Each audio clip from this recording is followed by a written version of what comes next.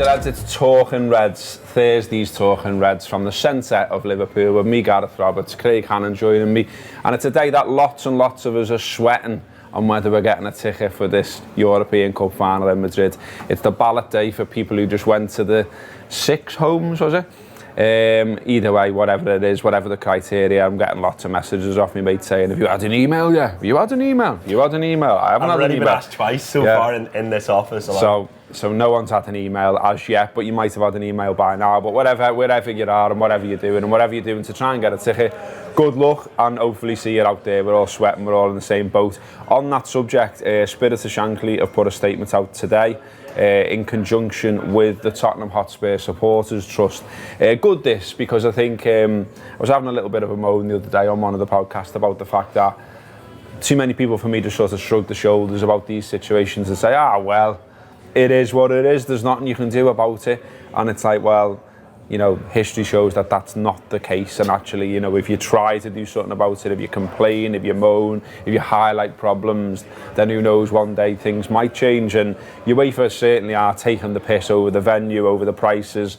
Hoteliers are taking the piss over the prices as well. Airlines are taking the piss over the prices as well. And on it goes. All these people trying to take advantage of 40 fans who just want to watch the team all over the world. Anyway, so with this in mind, Spirit of Shankly and the Tottenham Hotspur Sports Trust have called for the main sponsors of the Champions League to return some of the tickets that they've received for the Champions League final to the pot for supporters of both clubs.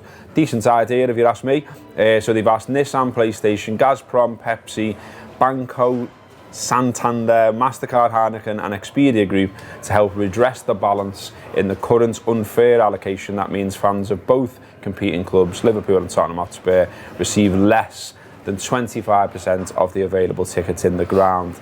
A decent shout, I would say. It's probably going to get some coverage, rightly so. I just hope that this conversation continues. I think it continued over Premier League tickets, and eventually, you know, we got somewhere. We've seen the reduction in the away prices, which is fantastic.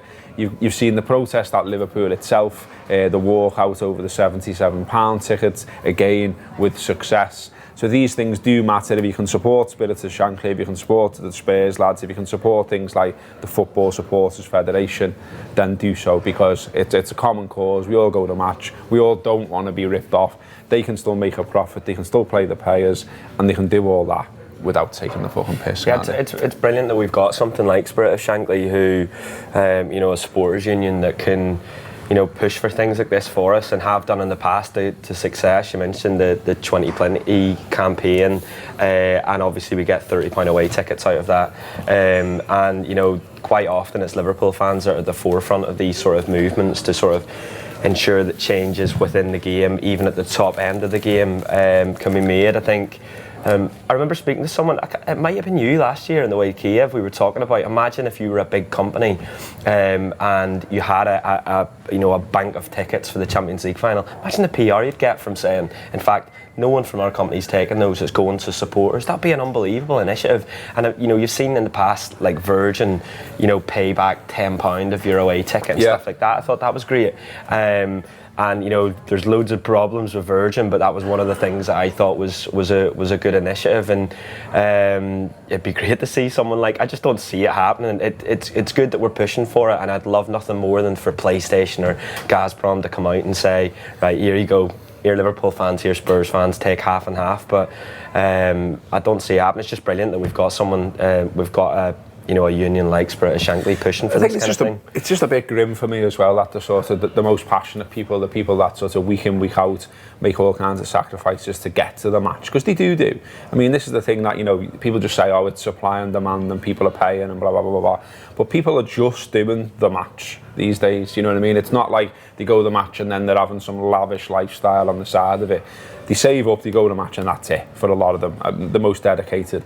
And for the idea that some of those most dedicated can't end up at the final at the expense of someone just kicking around in a suit, quaffing champagne and just going, this is sound, isn't it? This is a great spectacle.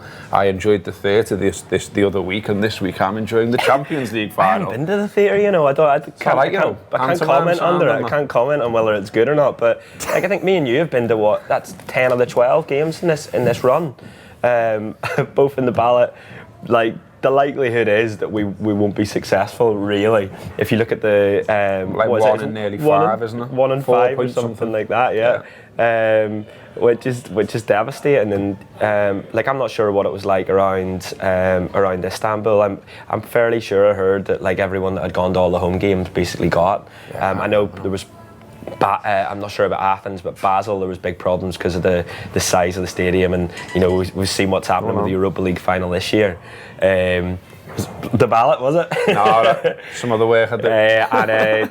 And then obviously last year it sort of felt like the majority of people in some way or another got sorted for Kiev last year, but that was more to do with the fact that Kiev was so far away that even people who were successful in the ballot then realised once they were successful that it was so far away, how am I getting there? And so tickets were freed up. I think Madrid will be different this year just because it's lovely sunny Madrid in Spain that's a lot easier to get to, but fingers crossed everyone that deserves to be there gets sorted, and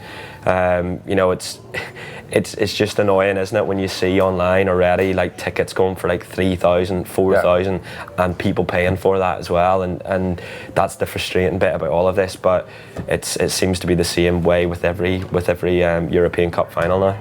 In the papers today, in the Echo today, there's something with Gini Wijnaldum just saying that this is something, the final, that is in Liverpool's control, and then just sort of saying it would be a bit of a shame if Liverpool ended the season without some silverware. I like this idea about control, though. Anyone who's sort of read up on any kind of psychology, sports psychology or otherwise, that's massive around sort of what you can control and what you can't, and this idea that Liverpool have bottled anything or fucked anything up by winning 97 points and not winning the league, absolute bullshit. It was out of the control how good Man City were, and this is the point, that in the final Liverpool can control to an extent how good they are, and so they're all making sure that they're the best versions of themselves when they turn up in Madrid. So I like that talk. The one that got me attention though, and I think is we can have a little debate on, is that fringe players could net Liverpool over 100 million quid, the Echo says today. So they're saying Hertha Berlin, for example, or Hertha Berlin, are interested in Grujic. Apologise in advance for all my shit pronunciations. We've been down this road before. But yeah, the Serbian could command a fee of in excess of 20 million quid, it says. Well, I heard more. I'm sure they were reporting more. They seem to absolutely love Grujic, don't they? In Germany, and he seems to be so highly rated, especially with Hertha Berlin. I'm going to go with. That's right. I'm going with that. Let's go with that. He seems to have done really well. I think he scored something like 5 goals, 1 assist in sort of 24 games from defensive midfield. So look, our midfield's packed, isn't it? With the amount of players we've got in there, I don't see where he you've spent like 100 million quid on two midfielders. I know one's injured currently, but likelihood is that they're playing a lot. But then, so you don't see where he's like sort of fitting in, really. But then you wonder, like, if I was Jurgen Klopp, I'd probably like to get him back to Millwood sort of over the summer and have a look at him and see, because he might see a few things that either tells him that he is going to be part of the wider squad this year, or he's worth more than that. Wilson, Harry Wilson, Harry Wilson. Harry Wilson is another one. Obviously, he's been doing fantastic at Derby County. He scored last night in the playoffs, scored a penalty. I think he set one up as well, didn't he? I didn't watch it, you did. Wilson! I can't stop thinking about Castaway now. Yeah, he isn't a flyaway footy with a face drawn on him. He's an actual player. And he's been playing very well. He's only 22. I remember when we went to the... he's another one that apparently would command around 20 million quid, by the way. I remember when we went to that friendly, which seems a long time ago now, against, it was Chester, wasn't it? Oh yeah. I mean, it was over there, kind of. Yeah, no, we went to both of them. We went to both of them, yeah. But he, I know it was non-league opposition and all that sort of stuff, but on that day, he stood out a mile, didn't he? And you've seen all season that he can definitely cut it at championship level. For me, like, the doubt at Liverpool was always sort of size and stature and what sort of Jurgen Klopp likes. He likes physical players, doesn't he, in the main? And you would think Wilson's not... he's done great. Look, he's done fantastic, Wilson.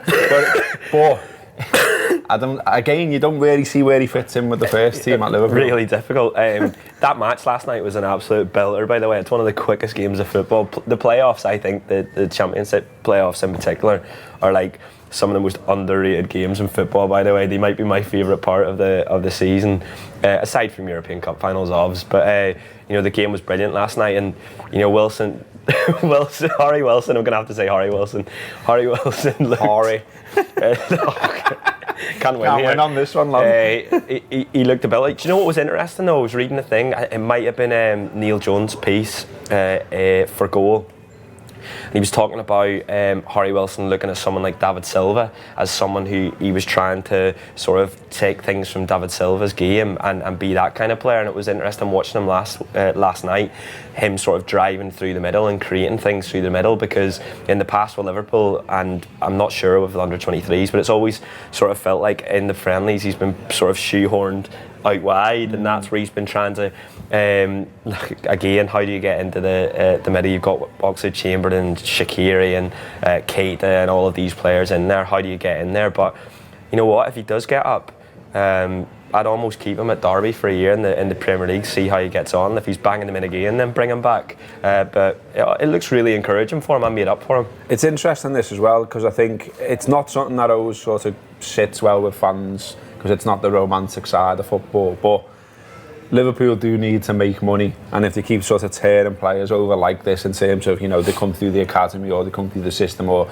they're signed for a low price and then sold for a big price, that obviously helps the club as well, whether we like that or not. That is part of management, it is part of running the club.